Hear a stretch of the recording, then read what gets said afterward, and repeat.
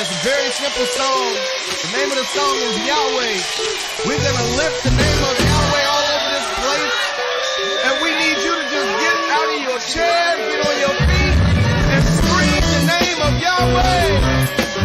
Hallelujah. Come on, y'all. Come on. Clap. Clap. Clap. Real simple. It goes like this. Yahweh. Shalom, shalom, shalom. Hello, I am Rabbi James Byers with you this evening. And again, we'd like to say welcome to one and all for this evening's broadcast. And so we're coming to you live from Winston-Salem, North Carolina, where the Torah is a lifestyle. Melo HaGoyim is the name of our ministry, where I am the head rabbi. And at this time, I'd like to just kind of open up with prayer. Yahweh, Heavenly Father, we praise you, we honor you, we thank you for your goodness, thank you for your mercy, thank you for your love. Father, as we go into this topic this evening, Father, may it spread joy to the listener, and may we all be found as doers, not only hearers, but doers of your word. This prayer, we pray in the name of Yeshua HaMashiach, Yahweh, our Creator. Hallelujah.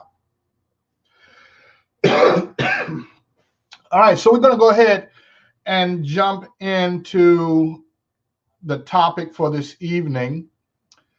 And first, before I get too much further, I want to say thank you to our sponsors for opening the doors of live streaming for us. We'd like to thank Messianic Lamb Radio or Messianic Lamb Network for inviting us to take part.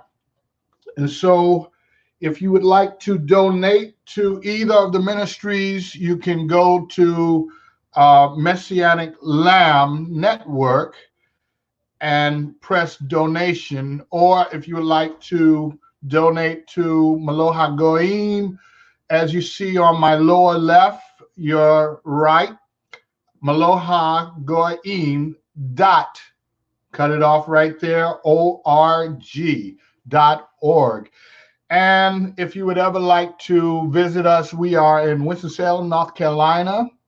Our address is 229 West Acadia Avenue, 27127, and that is, again, Winston-Salem, North Carolina.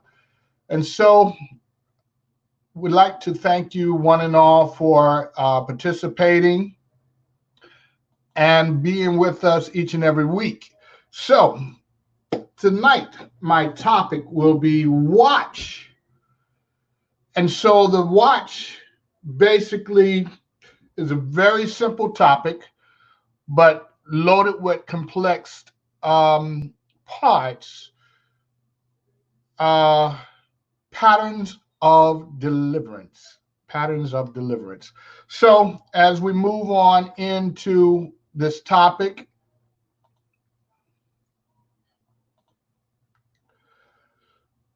I want to go to a very familiar chapter of Matthew, chapter 25. Most people are very familiar with this chapter and the content.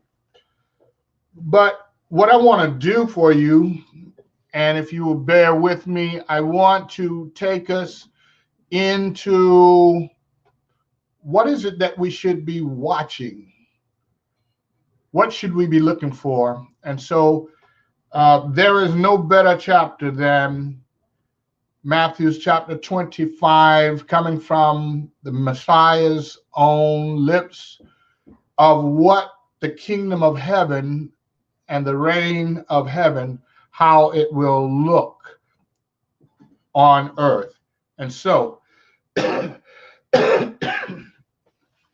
let's go ahead and begin Matthew's chapter 25, verse 1 through 7. Then the reign of heaven shall be compared to 10 maidens who took their lamps and went out to meet the bridegroom. And 5 of them were wise and 5 foolish. Those who were foolish, having taken their lamps, took no oil with them. But The wise took oil in their containers with their lamps. Now, while the bridegroom took time, they all slumbered and slept, and at midnight a cry was heard, "See, the bridegroom is coming. Go out to meet him." Then all those maidens rose up and trimmed their lamps. So as we begin right here, let's understand that Yeshua, he is giving a comparison of what the kingdom will look like in its infancy, or the time of his deliverance coming back into the earth. And so there is no greater witness than the witness of Yeshua himself. And I'm just fitting my screen. All right. And we're going to go ahead and post a shalom to everyone. All right. Okay, now let's continue.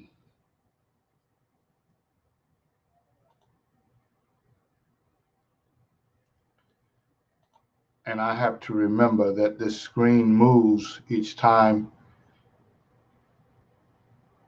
when I go away from it. All right, so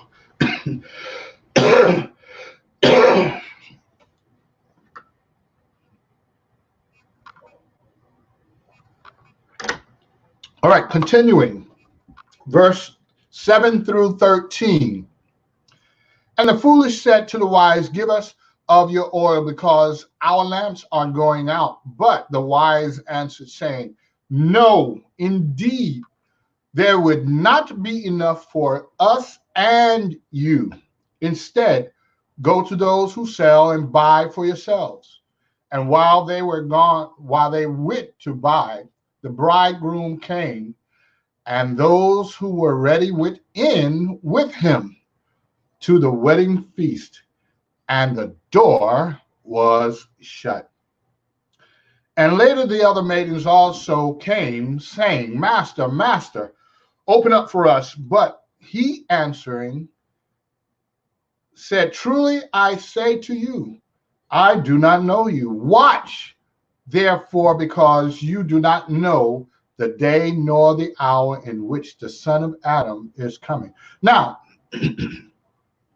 we know that this is metaphoric, and it is giving us what the kingdom would look like. And this is before Yeshua suffered himself death. And so he gave us an analysis of what it would look like. And so he says the kingdom of heaven is as 10 virgins, King James, or 10 maidens. 5 are foolish, 5 are wise. And so what can we surmise from this? That half of what was called out, which is the 10, don't make it in time. Why? Because they didn't have any oil. So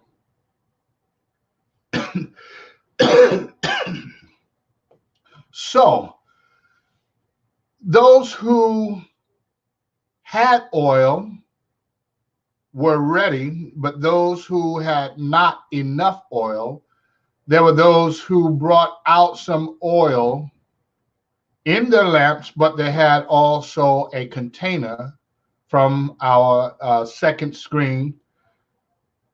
They had a container for extra oil. And so what is the oil? The oil is understanding, illumination. It is the knowledge and the wisdom, enlightenment of Yahweh's commandments, his Torah.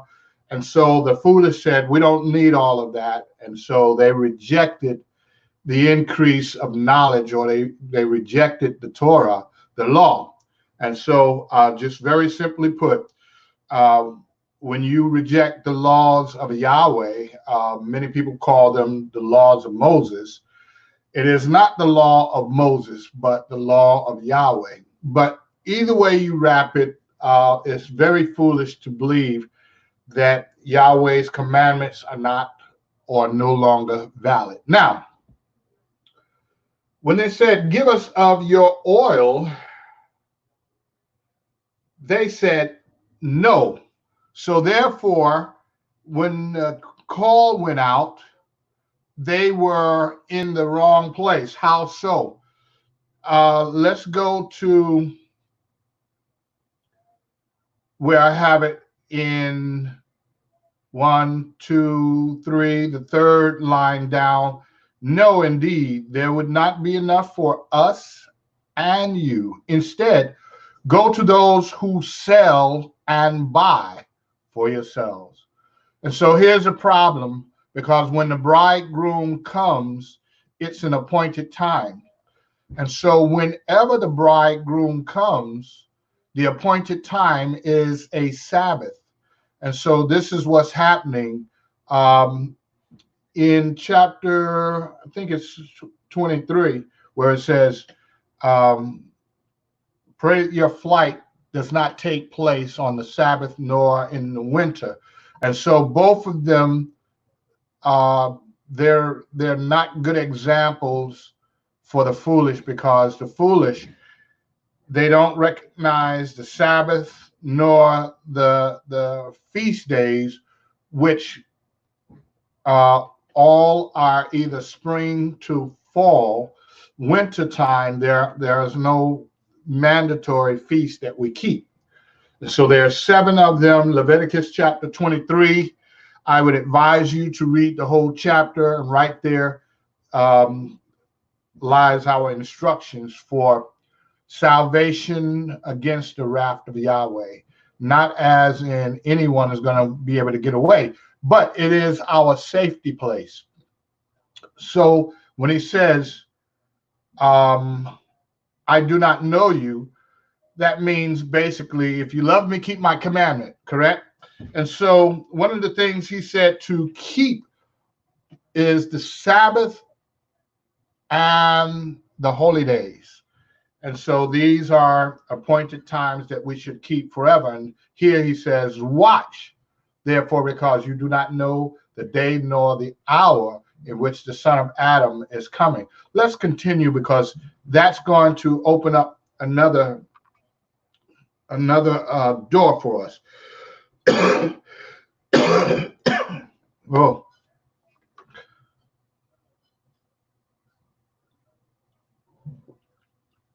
So let's begin to decipher. What are we watching? What should we watch for? And so, as Yeshua said, watch. Let's put that in the form of a question. What are we watching? What does Yahweh want us to see? When should we see it?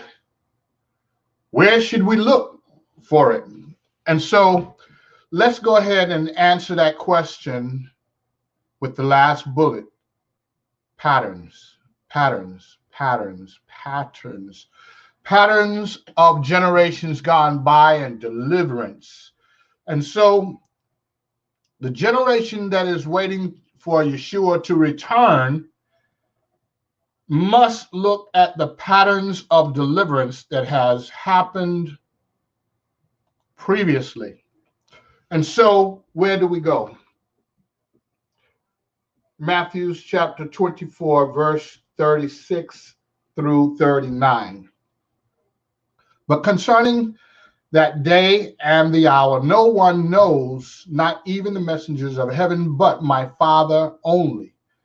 And as the days of Noah, so also shall the coming of the Son of Adam be. So let's look at that quickly first.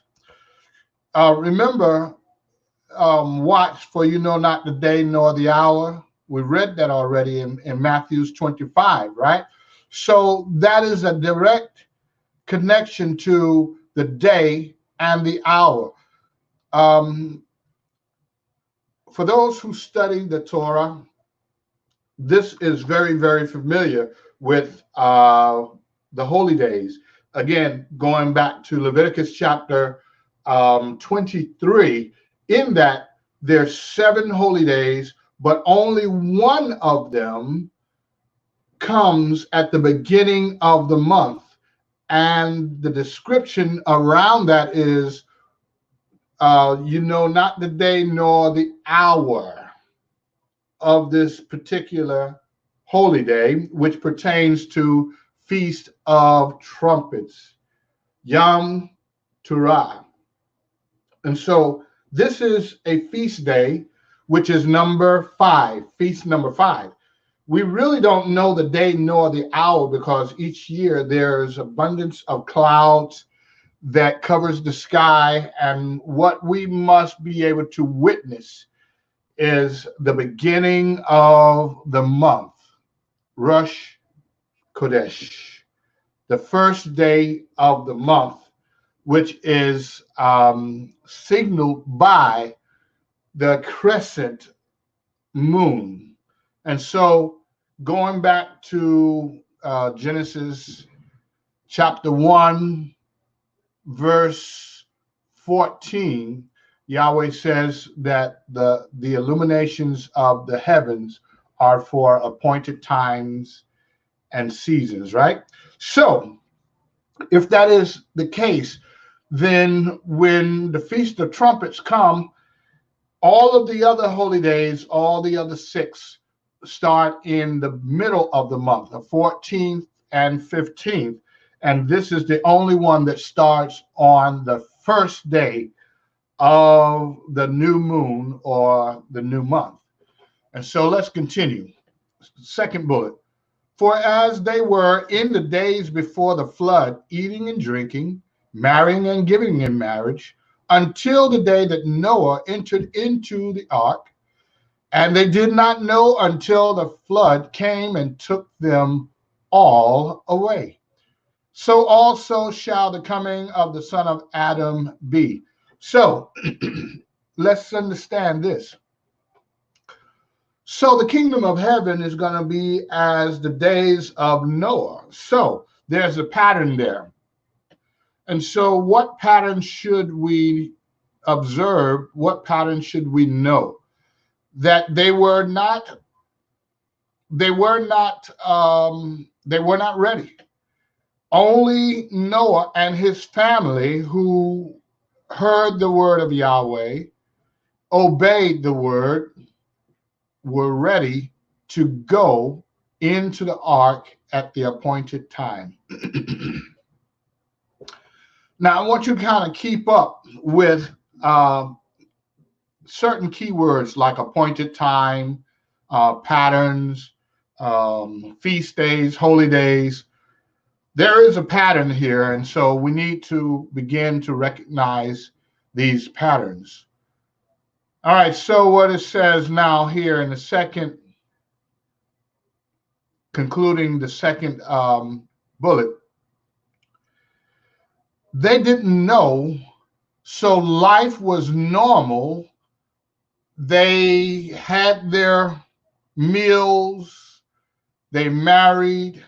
In other words, life was pretty normal up until the time of the flood.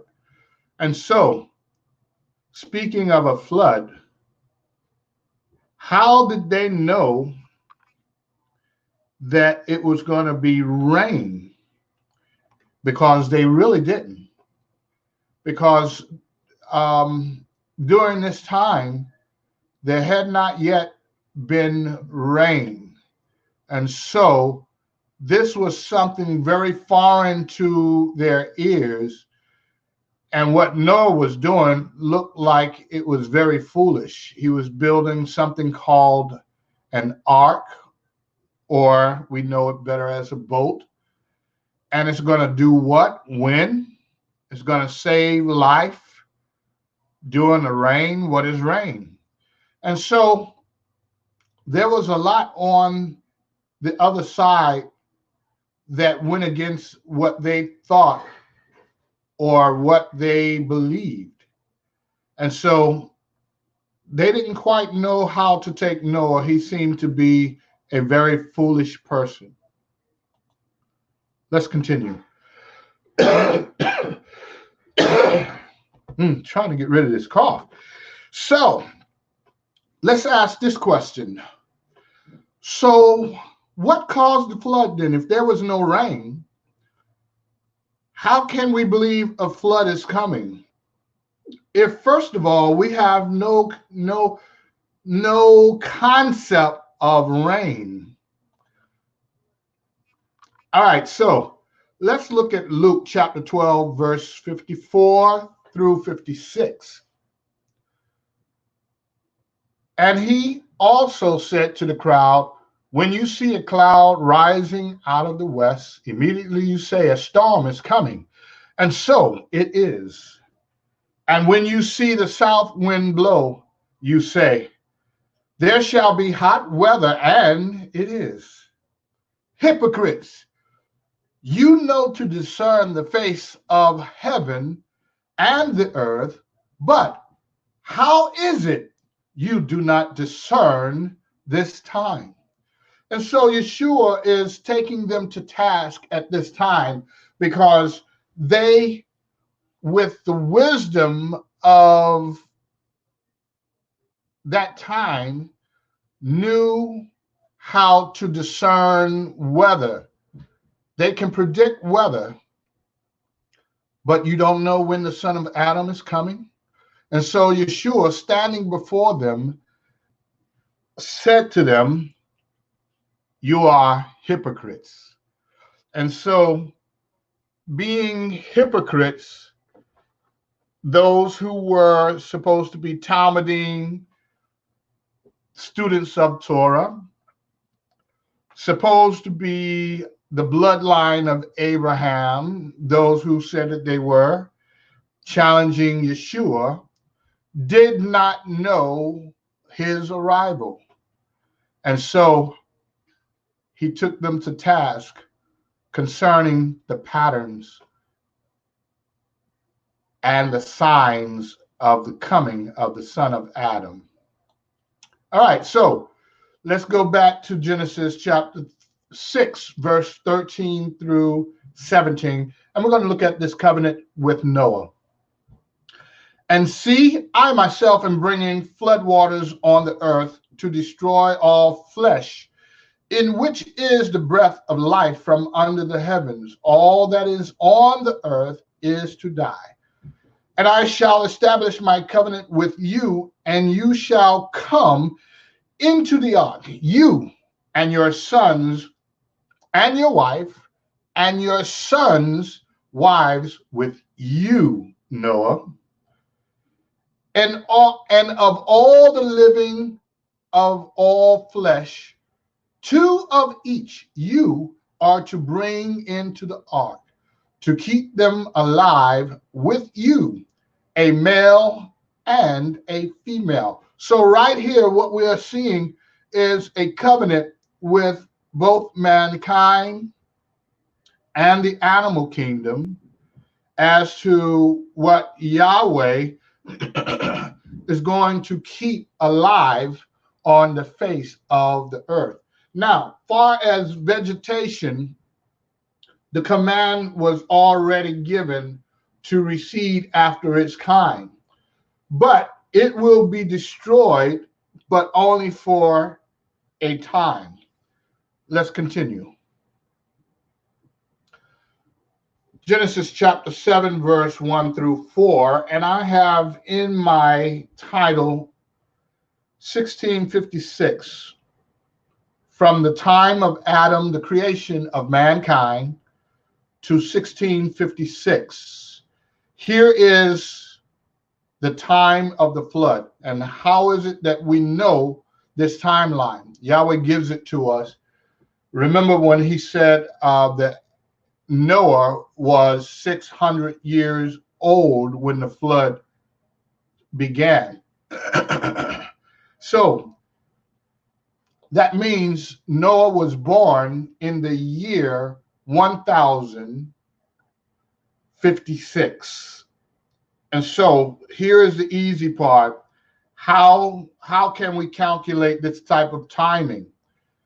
Because Yahweh gave us a list of begats or births from the patriarch Adam up to Abraham. And so that is about 20 generations. And so the generation that we're speaking concerning now is the 10th generation. So from Adam to Noah is exactly 10 generations. The year is 1656 of the flood. And that's what we're speaking of, the flood. But Noah was much younger himself when he got the word as to when this would take place. Matter of fact, he was 480 years old when Yahweh says 120 years, and my being shall not be with man always. He is corrupt to his heart. And so without having to go too much further into the whole timeline, I want to stay with what I have. Yahweh said to Noah, come into the ark, you and all your household, because I have seen that you are righteous before men in your generation. Remember, I said this was the 10th generation. Of all the clean beasts, take with you 7 pairs, a male and his female. And of the beasts that are unclean, 2, a male and his female. And of birds of birds of the heavens, 7 pairs, male and female, to keep offsprings alive on the face of all the earth. For after 7 more days, I am sending rain on the earth, 40 days and 40 nights, and shall wipe from the face of the earth all that stand that I created. So let's understand what Yahweh is saying here. Noah, time to go into the ark, and everything that I send to you, I want you to take male and female, 2 of everything that I send to you. But now let's further define it. Everything that is clean takes 7 pairs. So male and female. So that means 14 of clean beast. So that means 7 males, 7 females. But then of the unclean beast, 1 male and 1 female. And so you take 7 pairs. And so of the birds and of birds of heaven, 7 pairs, male and female. But let's stay with the unclean, 2. This is where I want to really make sure that we understand that it is 1 male and 1 female of unclean beasts. Now, he says, for after 7 days, I am sending rain on the earth. So 40 days, 40 nights, it rained for exactly 40 days and 40 nights. And the only living survivors were in the ark. Now, let me explain that just a little bit more. Of mankind. Of mankind. Now, of beast, there were 7 pairs of clean, but only 7 of the unclean. So 1 male and female, that's 1 pair. Another species, male and female.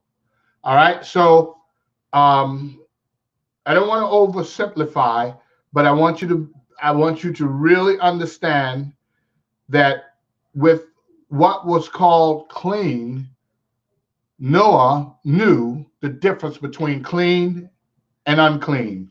Leviticus chapter 11. And so note that this is before Mount Sinai, right? All right, so he knew what was clean and unclean. And so he followed Yahweh's command exactly. And so let's continue on. Genesis chapter 8, verse 1 through 4. And Elohim remembered Noah and all the beasts and all the cattle that was with him, or were with him in the ark. And Elohim made a wind to pass over. This should sound familiar. If it don't, go to Leviticus chapter 23. Passed over the earth, and the water subsided, and the fountains of the deep and the windows of the heavens were stopped, and the rain from the heavens was withheld, and the waters receded steadily from the earth. And at the end of 150 days, the water diminished. And in the 7th new moon, the 17th day of the new moon, the ark rested on Mount of Ararat. Verse 13. And it came to be in the 601st year, in the 1st month, on the 1st day of the new moon, that the waters were dried up from the earth, and Noah removed the covering of the ark and looked and saw the surface of the ground was dry. So let's begin to put this in perspective.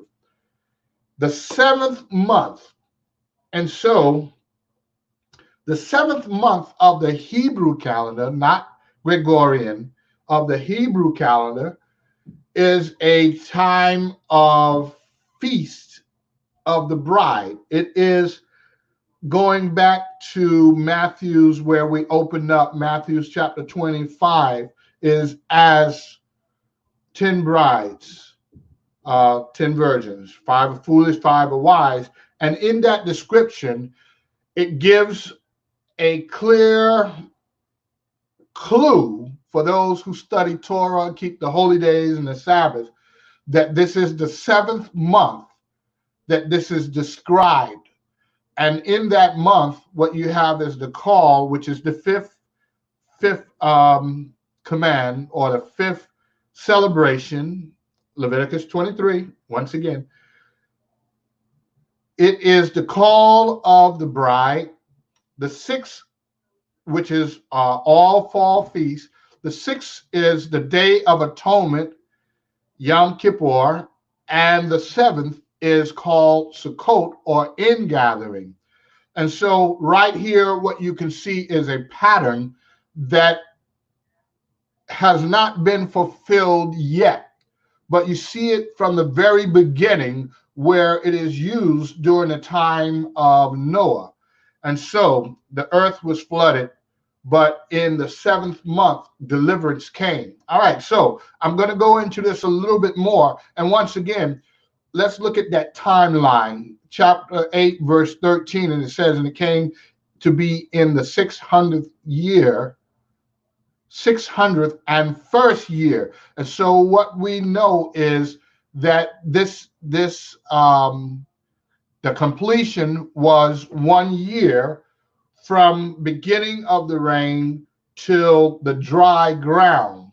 And so we know that 150 days for it to dry up, but it was 40 days that it was raining, 40 days and 40 nights, right? And so from the time that it started till the time they were able to come out, they saw dry ground, it was 1 year. Let's continue.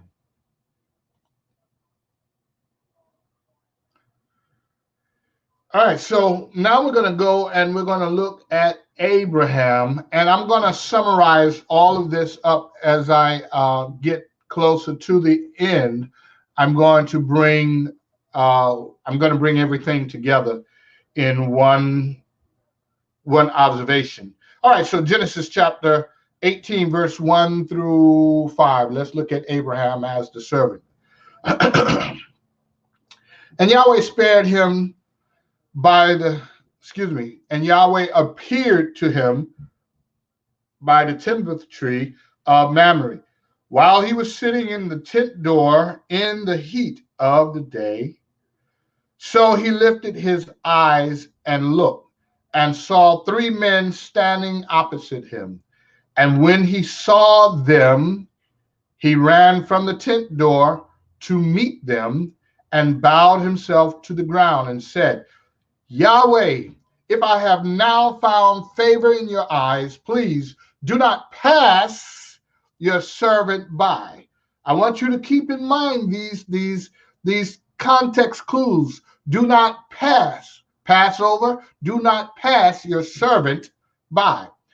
Please let a little water be brought and wash your feet, and rest yourselves under the tree. And let me bring a piece of bread. Wow, bread from heaven. And refresh your hearts. And then go on. For this is why you have come to your servant. And they said, do as you have said. And they said, do as you have said. So 3 men, but one was called Yahweh. And Abraham ran to them and bowed to them. So this tells us one thing, that one of them must have been Yahweh, because messengers will not allow man to bow down in any type of worship to a messenger.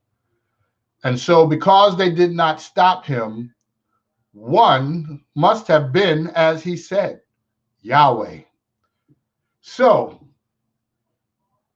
let's look at it a little further. Please let a little water be brought and wash your feet, and rest yourselves under the tree, and let me bring a piece of bread and refresh your hearts.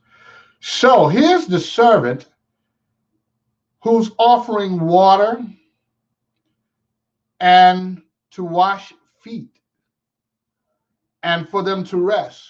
But not only, and I'm sure the argument can be said, well, did he wash their feet, or did he bring water so they can wash their own feet? So let's just leave that. I'm not gonna push, but let's understand this. When Yeshua was approached by Miriam, she washed his feet with her hair as a servant. And so we can see a pattern here. And so I'm going to lean toward the servant Abraham desiring to wash their feet, because he suggested to bring water. He says, please let a little water be brought and wash your feet and rest yourselves under the tree. His suggestion was for them to rest under the tree. And continuing, he said, let me bring a piece of bread. So, washing their feet, feeding them with bread, and he's in the position of a servant. He's serving them. So I'm going to leave it there. So the reply was, do as you said. So who were they saying do as you said? You do, Abraham, as you have said. All right, so let's go. I'm gonna leave that right there. Verses 11 through 15. Let's continue looking at the patterns. Now Abraham and Sarah were old, well advanced in age, and Sarah was passed away of women. And Sarah laughed within herself, saying, after I have grown old, shall I have pleasure, my master being old too? And Yahweh said to Abraham, why did Sarah laugh, saying, shall I truly have a child since I am old? Is any matter too hard for Yahweh? At the appointed time, I am going to return to you according to the time of life, and Sarah is to have a son. But Sarah denied it, saying, I did not laugh, for she was afraid.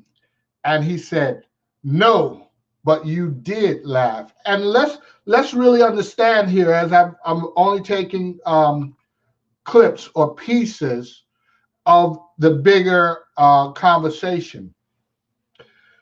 Yahweh never spoke to Sarah, but to Abraham. And excuse me, Sarah, she did not even laugh out, but within herself. And Yahweh spoke to Abraham and say, oh yes, she did laugh. And so this conversation was between Yahweh and Abraham, with two messengers also listening in attendance. And so you had two of mankind, Sarah and Abraham, Sarah in the tent door listening, that she would be become pregnant and have a child. And so they have already gone several years of marriage and have not had a child. And at the age of 65, she has now heard that she is going to become pregnant. Now, that's 24 years in the past. Now we're at chapter 18. That was chapter 12. 24 years passed, and so Yahweh says it again, and he says further, he says, from your body, Abraham, from Sarah. And so Abraham was confused in the beginning as to how is this going to take place since his wife was barren. And so they went through 24 years before Yahweh came back again and said that the appointed time next year. And so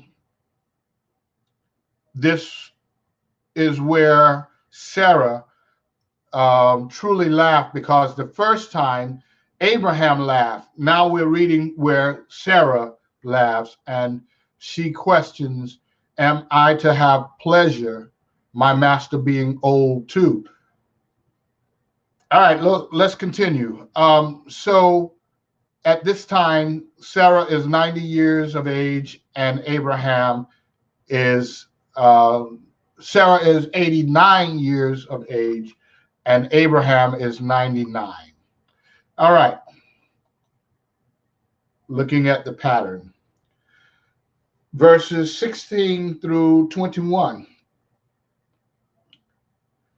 And the men rose up from there and looked towards Sodom, and Abraham went with them to send them away. And Yahweh said, shall I hide from Abraham what I am doing, since Abraham is certainly going to become a great nation and mighty nation, a great and mighty nation, and all the nations of the earth shall be blessed in him. All the nations shall be blessed in him, for I have known him, so that he commands his children and his household after him to guard the way of Yahweh, to do righteousness and right ruling, so that Yahweh brings to Abraham what he has spoken to him.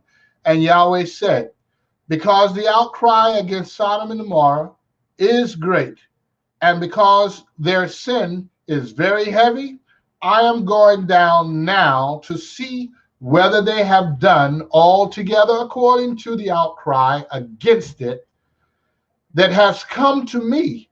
And if not, I'll know. And so right here, you know that Yahweh is now going out to Sodom and Gomorrah to check into the witness of people who are very evil. He sent the two messengers on. You know the story. He sent the two messengers on. Remember, Yahweh stayed behind to speak with Abraham to tell what he was about to do. But the two messengers went on, and so you saw the two messengers get there the next day. And we'll go into that in just a moment. But there's a transition where they're eating bread without concern to leaven on the first day. And so let's go on to the next slide, and we'll look at that. Now we're in Genesis chapter 19, verse 1 through 3. And the two messengers came to Sodom in the evening, and Lot was sitting in the gate of Sodom. And when Lot saw them, he rose up to meet them, and he bowed himself with his face toward the ground. And he said, look, please, my masters, please turn into your servant's house and spend the night and wash your feet and rise early and go your way. And they said, no, but let us spend the night in the open square. But he urged them strongly, and they turned into him and came into his house. And he made them a feast and baked unleavened bread, and they ate.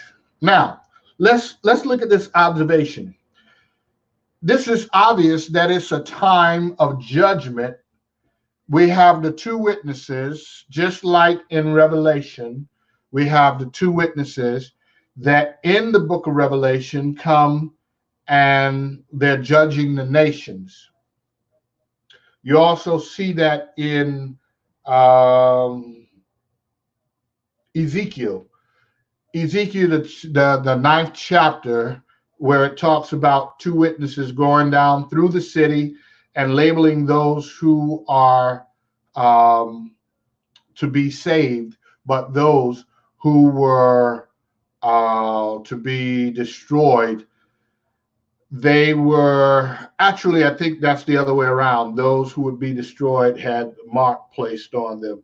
But either way, it's been a while since I read that, but those who are saved are being distinguished from those who are being destroyed. So right here, you have the two messengers. And so when they're at Abraham at the tree, they eat bread. And it doesn't say anything about being unleavened.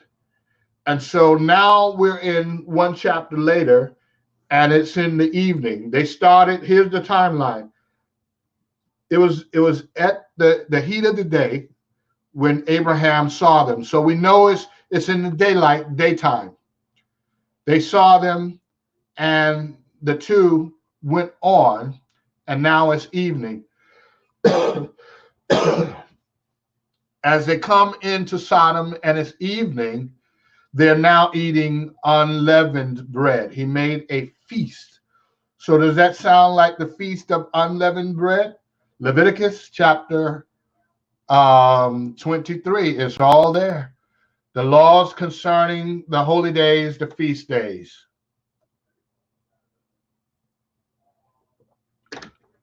as well as the Sabbath. Let's continue. Verse 23 through 26. And so we know that the law at that time was, okay, Abraham, we're going to get you out of here, but don't look back, right?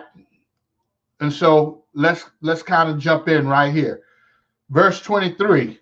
And the sun had risen upon the earth when Lot entered Zoar, and Yahweh rained sulfur and fire on Sodom and Gomorrah from Yahweh out of the heavens. So he overthrew those cities, all the plains and all the inhabitants of the cities and what grew on the ground. But his wife looked back from behind him, and she became a post of salt. So remember the theme of those who are obedient to Yahweh's commands, he brings deliverance. But to those who are disobedient, he said, you are only to be, you are salt that has left its flavor. And so the only thing that this salt that has lost its flavor or its savor is to be thrown out and trampled under the foot of men. And so here's the same theme. And so Lot's wife, she looked back and she became a pillar of salt. And so Yahweh rained down sulfur upon 5 cities of the plain. And so we have Zoar, we have Sodom and Gomorrah that are each named here, along with a couple other cities of the plains. And Yahweh killed everything in that area. So let's begin to summarize all of this. And so what I want you to really focus on now is, as I bring in a summary, it's focused on the pattern that you hear and see. And so I'm going to remind you of everything I've already gone through, but I did one slide where I brought everything together in one slide. And these are messages that we have heard for generations. All right, so Noah, we've already established that Noah being the 10th generation, and Yahweh has already established that in the 600th year of Noah's life, that the sulfur or the rain began to come down for 40 days and flooded the whole entire earth. You can go to Genesis chapter 6, verse 7 and read up on that if you need to become familiar with it. And so what is the covenant of this time? So here's the covenant. The covenant of Noah is the rainbow, first of all, and that he will not do this ever again according to how he's done it in the past. But everything that goes in the ark will be saved.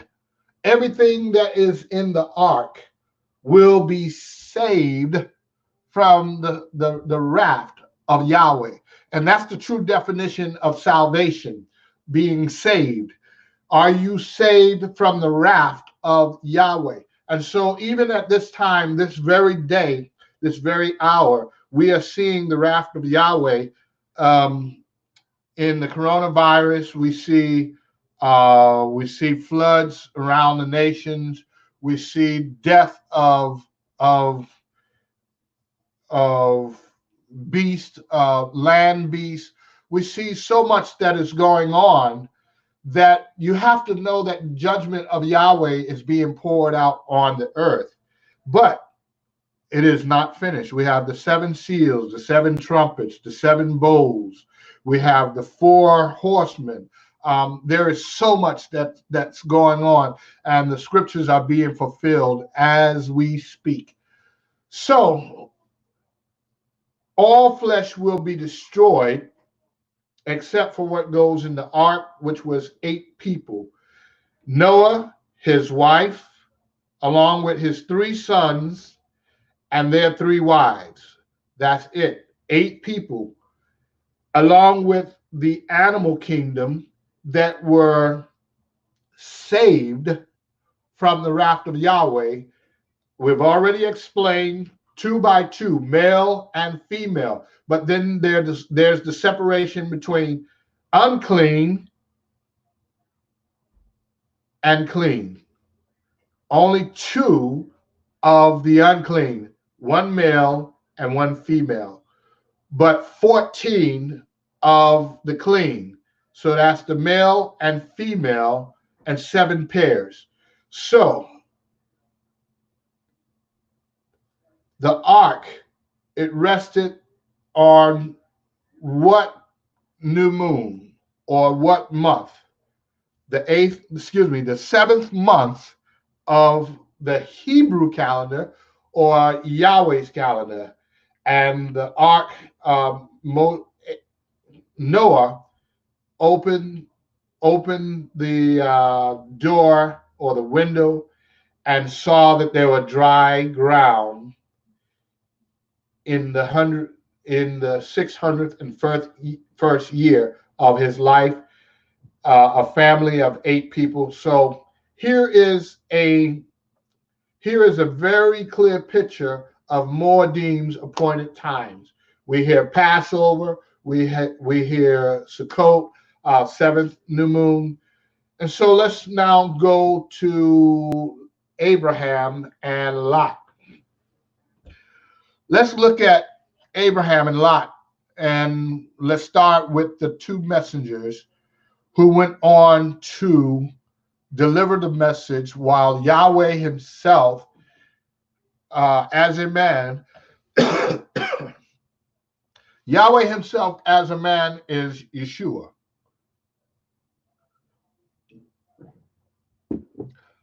Yeshua means salvation and deliverance. Yahweh is my salvation and deliverance. So Yeshua as mankind or as man, Yahweh as invisible God, deity. All right, so we have the 2 messengers that went on to visit Lot and his family to save them, and the instructions were, do not look back. And we know that Lot's wife, she looked back and she was turned into a pillar of salt. And so how do we know that she was turned into a pillar of salt? Well, let's take the order. It would have been Lot leading the way, followed by his wife, followed by the daughters. And so the daughters being behind the wife could have easily saw and witnessed that mother turned around, and the instructions were not to turn around. Seeing mom turn around, she turned into a pillar of salt, and therefore warned by the daughters. And I'm putting this, if you will allow me, I'm putting this together with the string of events that took place. The sulfur is coming down. They were told to not look back. The wife did look back. Somebody recorded that she looked back. And so it could just as easy be the daughters that went with him, give witness to father Lot that mom has turned into a pillar of salt. Please do not turn around. And so continuing on, and we know the rest of this story, how Lot got to the cave and was made drunk, and the daughters because of the fire that came down, acting on our father. He's the only one left, only male. In their eyes, they didn't know that there were other people, but in their eyes, they knew that there was a promise that Yahweh was going to judge the nations by fire. And so here is another look at unleavened bread. And so unleavened bread has its commands, it has its covenant. And so remember that this was before Mount Sinai, because we're still with Abraham and Lot. And so here is the call of the firstborn, Yishmael. And so Yahweh's covenant with Abraham is a covenant of multiplicity. When he had no children, he said, I will give your children, your seed, this land. And so the sign of that covenant was circumcision. So there's two covenants we have to look at with Abraham right here. One being that he would become father of many nations. Two, circumcision. Remember that he was circumcised at the age of 99. And right here, we have the next, where Sarah has been taken, and she was also ransomed. She was ransomed. And so being ransomed, she was taken by the Pharaoh, or Abimelech, King Abimelech of that time, and she was given back to Abraham, but there was a ransom paid by Abimelech, and the ransom says that I have not defiled, I have not touched her, all is well, and she was given back to Abraham. And just imagine, had she been defiled, then the Messiah himself coming through that line would have had to come another way. But Yahweh, he provided for Abraham and for Sarah to be the root of obedience. And so you have the appointed son, which is Yeshua, who was also crucified at the Moedim, or the appointed time. And so we know Passover is the time that Yeshua himself was crucified. Now, that's jumping ahead a little bit, but let's go on. And so now we are at Moshe and the Exodus of Egypt. And so that was a 40-year wilderness experience. You can read up on this in Exodus chapter 12. And the covenant that Yahweh built upon was the covenant of Abraham. Still, remember when Moshe was going out to meet his bride, and she circumcised the son because he was about to let the eighth day of that covenant pass, and the messenger came out against Moshe. And what did she say to him? You are a bridegroom of blood to me. And so what does that mean? Moshe was about to be killed because he did not circumcise his son from bad advice of his father-in-law on the eighth day. And Zipporah had to step in with the flinted stone. She circumcised her son, took the skin, the foreskin, and threw it at the feet of Moshe. and said, "You are a bridegroom of blood to me." And so this is why that took place. And so he became the deliverer of the firstborn of Yahweh. The firstborn of Yahweh, the name known as Israel, the Hebrews, Yahweh said, is my firstborn. If you don't, if speaking to Pharaoh, if you do not let my firstborn go, I am taking your firstborn. And so Yahweh gave 10 plagues. And on the 10th plague, the first plague was blood. Remember, the water everywhere turned to blood, even in their cubbies or cabinets or stoneware, glassware, whatever they had, wherever they had water saved, turned to blood. But the 10th plague was the plague of the firstborn. Yahweh killed all the firstborn of Egypt, and anyone who did not put the blood of the lamb on the doorpost. Now, blood of the lamb, there should be a major pattern right there that we as believers of Messiah recognize. And so Yeshua being the firstborn of many brothers, right? But now we're talking about Israel. And so there's something I want to pull out of this. When they went into the land, there were 3 who built an altar outside of Israel itself. And so that was Ephraim, excuse me, not Ephraim, but Manasseh, Reuben, and Simeon.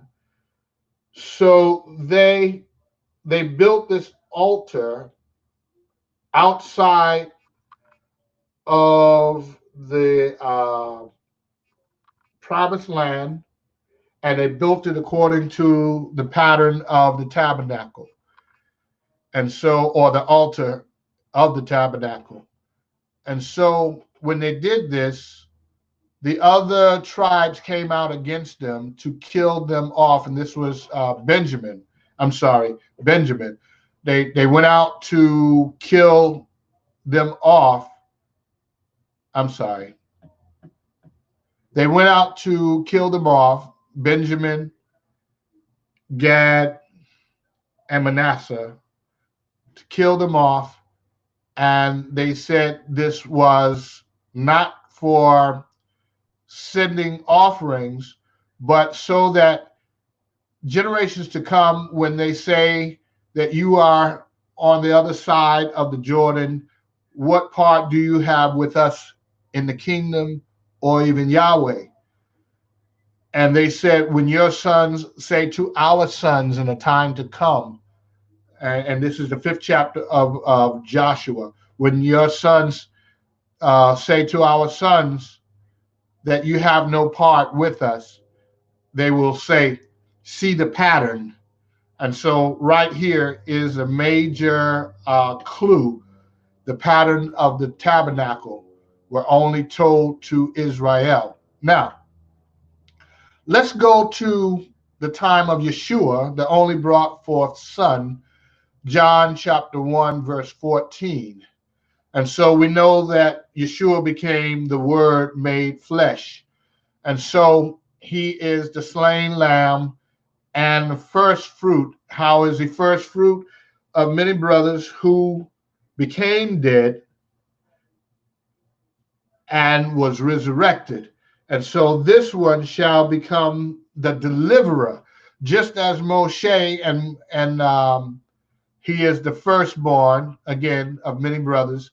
And so Romans chapter 8, verse 29, if you want to read up on that, once again, how did he fulfill the first 4 feasts, which are Passover? He was the Passover lamb, slain lamb, and then first fruit, he rose. So that whole week unleavened bread. He became the first fruit that rose from the dead. And then you multiply, take that 1 week times 7, takes us to 50 plus 1, 49 plus 1, that gives us 50. That's Jubilee. All and these are the laws concerning concerning the release of the slaves. And so, yes, let me pause really quickly right here, where Maisha has, hallelujah, we are on their side on the Jordan, declaring we are the Benai of Israel. Hallelujah. That is correct. And so we are now saying, look at the pattern. And here we are saying, look at the pattern of the temple. Our bodies, we have Shaul who said, know you not that your bodies are the temple of the living Elohim, right? And so here we are, yes, declaring that we are Benai, or the sons and daughters of Israel. Hallelujah. So, continuing. So, the Moedim, Yeshua being the firstborn of Miriam and first of many to die and to be resurrected, we see this as a pattern that will be resurrected from the nations. I meant on the other side of the Jordan. Yes, that is correct. That is what was stated. I meant on the other side of the Jordan. And so, yes, we are on the other side of the Jordan, and we are proclaiming that we are the sons and daughters of Israel. Hallelujah. And so let's kind of begin to wrap this up with our last part. Now, if you go back to Noah 1, Abraham and Lot 2, the Exodus of Moshe 3, Yeshua's death 4, and prophecy of his return 5, I have explained 4 of 5 where we see a pattern of Moedim, or appointed times. And so let's begin to unravel this and look at it.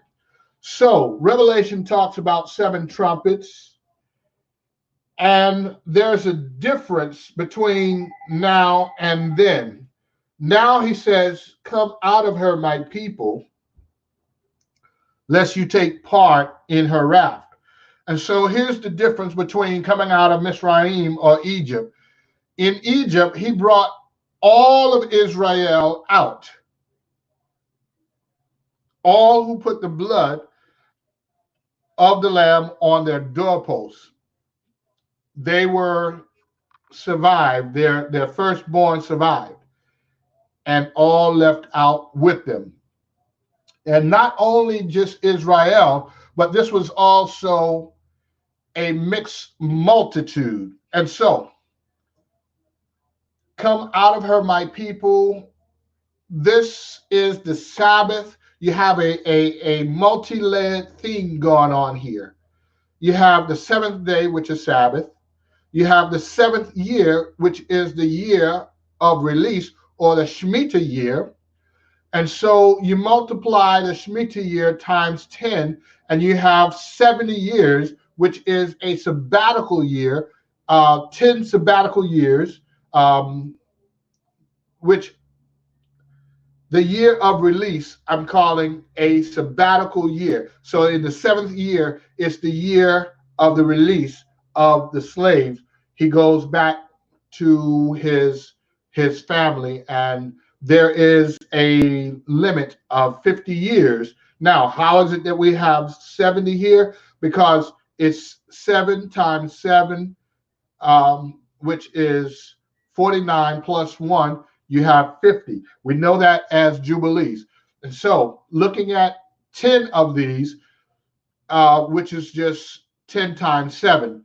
And so Deuteronomy chapter 31, verse 10 explains something to us looking at the future, and it agrees with where we started. Matthew's chapter 25, the kingdom of heaven is as 10 virgins, 5 are foolish, 5 are wise. And so Deuteronomy explains to us that this is the 40th year. They're going into the promised land. He says in 7 years, you will be visited, and at the end of the year of release, at the time of the festival of Sukkot. And so can this be some type of clue that Yahweh has something up his sleeve? He's planning something for the fall feast.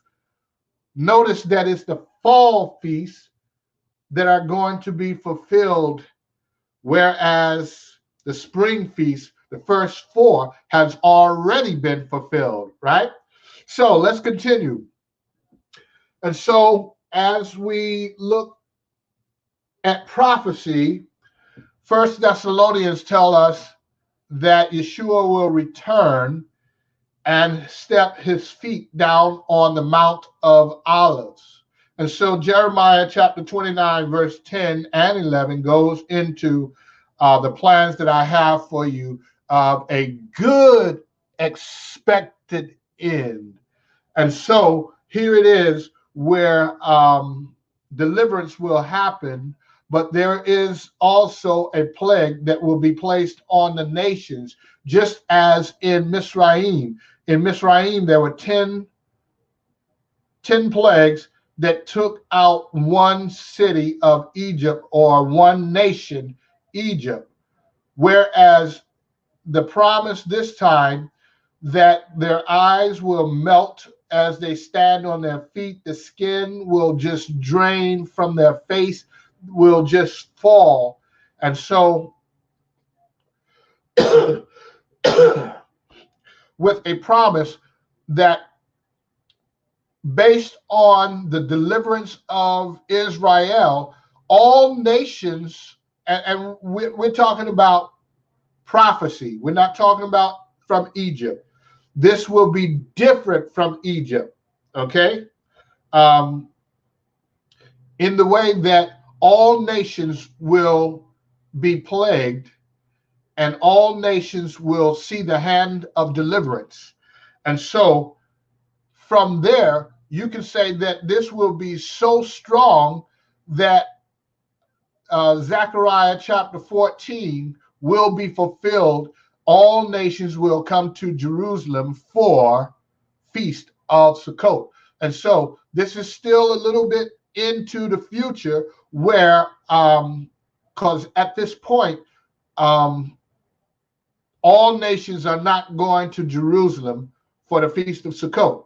Let's face it, a lot of the nations are not keeping this now, but there's an awakening taking place where we are now saying we see the patterns of the Moedims, the patterns of deliverance, and we are returning to the Sabbath day every 7th day, and we are also returning to the appointed times of Yahweh without having to be made to do this with the threat of death. And so this is what the last piece is speaking of. Deliverance will come for Israel, but for the wise. The foolish will be left outside, where there will be weeping and gnashing of teeth. And this is also looking at the Moedims. And so I have given to you four times of deliverance that have already happened. And each of them had a theme of Moedim, which is Hebrew for appointed times and laws, with the promise and covenant of Yeshua returning as King of Kings to deliver Israel from the nations. And so this is what he meant, Yahweh, when he said to Abraham, all families of the earth will be blessed in you because of your obedience. All nations, all 12 tribes, first of all, will be represented. But it will still take time for all 12 tribes to be gathered. But 5 who are wise, they went in. The 5 foolish, it will take some more doing and some more time. Many of them will not survive. You will have to survive what will take place in all of the nations. And so my advice is to read up on Leviticus chapter 23 and just study up on the Sabbath and the holy days. And this is a place of salvation. And so I'm going to start bringing this into a close and open up for any questions that may be out there. If you have any questions that may be in your heart, if you type them out, I'll go ahead and try my best to answer them. I don't have I don't have the answers to every question, but I don't mind searching, and I will definitely get back to you if I don't have the answer, but I will do my best. And so we are going to begin to close out. And so I'll give a couple of minutes for any questions that may arise. And so I'm going to say shalom to all that have come online, to shalom to everyone. And thank you for listening. All right. Yahweh bless you. And again, just a couple of minutes. Just a couple of minutes for those who would like to ask a question, and I will do my best with the time remaining to answer. And so I have enjoyed thoroughly going over the teaching tonight. And so watch. This is what Yeshua told us to watch. Therefore, you don't know the time. No man knows the day nor the hour of the coming of the Son of Adam. And so, therefore, if you watch, you can know, because as Yeshua said, we're supposed to know. If you can predict the weather and know the seasons, then you should know, because he has given us plenty of clues, plenty of answers to say, Yahweh, he's judging the nations. Again, let's look at all of the different plagues that have hit the earth. We have AIDS, we have coronavirus, that is the latest thing. We have Ebola, we have so many things. We have hit the earth. The Black Plague years ago took them out by the millions. I remember reading up on it and seeing 23 million hit, 40 million there, 25 million over there. And so a lot of the nations were taken out through those plagues during that time. I remember, since Yeshua's death, the 4 horsemen have been riding. So death has been reigning over the sons of men, the children of Yahweh. And so there's a promise that Israel will live in peace, entering into his Sabbath reign. Hosea chapter 4, verse 1. Yes.